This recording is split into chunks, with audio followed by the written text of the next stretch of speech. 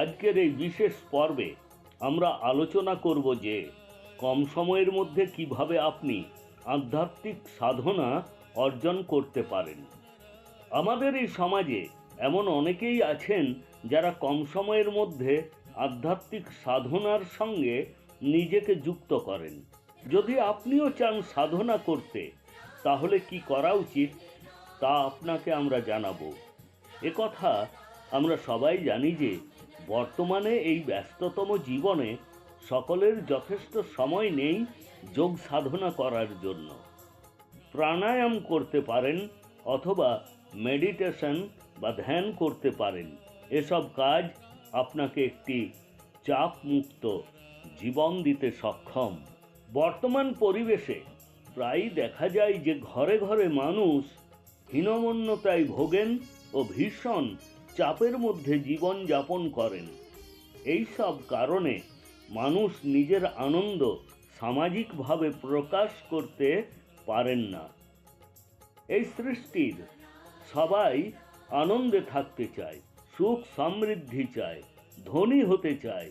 এর জন্য মানুষ প্রাণপণ চেষ্টা করেন, কিন্তু যখন তার এই চেষ্টা বিফল হয় তখন তার মনে অবসাদ আসে, হীনমন্যতায় ভুগতে থাকেন। এইভাবে তিনি ধীরে ধীরে সমাজ থেকে বিচ্ছিন্ন হয়ে পড়েন। তিনি তার ইচ্ছাকে, নিজের আনন্দকে স্বতঃস্ফূর্তভাবে প্রকাশ করতে পারেন না।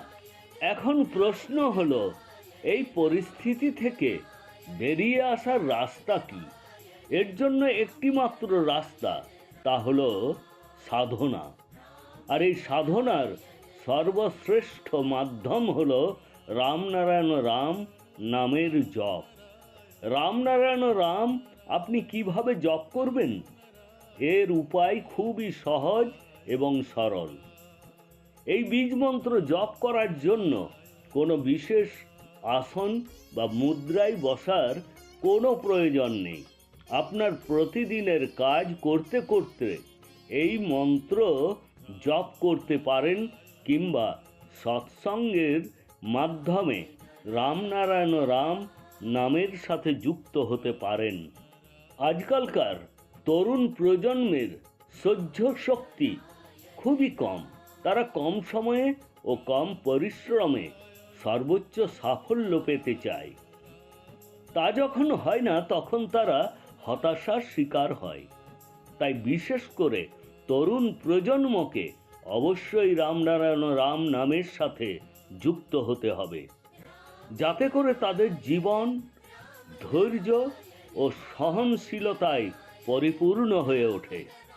আজকাল এটার ভীষণ প্রয়োজন যে আপনি আপনার বিবেককে চিনুন ও জানুন, কারণ এই বিবেকই আপনাকে সুখ, শান্তি ও সফলতার সঠিক পথ দেখায়।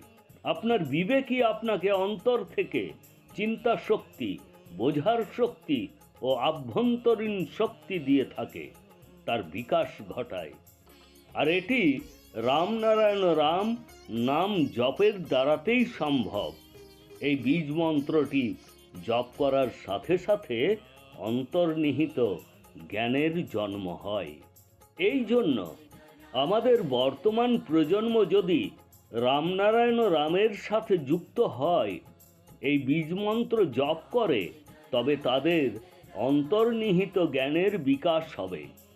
শৈশব থেকে তাদের সন্তানদের এসব শিক্ষা দেওয়া প্রত্যেক পিতামাতার কর্তব্য।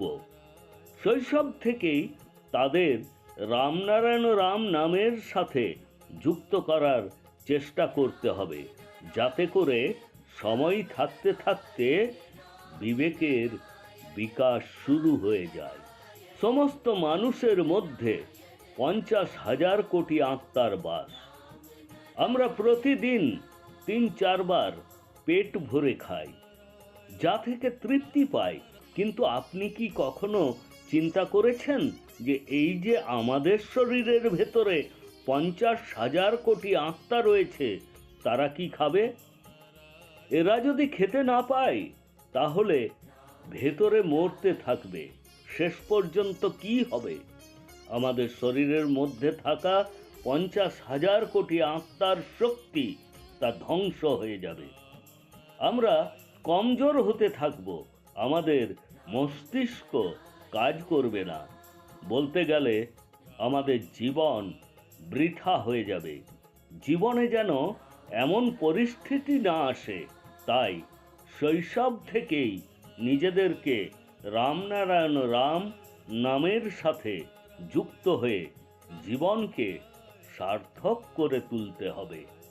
রামনারায়ণ রাম নামের মাহাত্ম্য হলো যে আপনি যখনই এই নাম জপ করতে শুরু করেন তখন আপনাকে এই নাম জপের জন্য মনোযোগ রাখতে হয়, কিন্তু কিছু সময় পর তা আমাদের নিঃশ্বাসের সাথে যুক্ত হয়ে যায়। তারপর কখন যে মন্ত্রটি মনে মনে জপ করতে থাকি তা আমরা বুঝতেও পারি না। এই মন্ত্রটি আমাদের ভেতরে জপ হতেই থাকে। তাই প্রত্যেকের অবিলম্বে রামনারায়ণ রামের সাথে সংযোগ স্থাপন করা উচিত।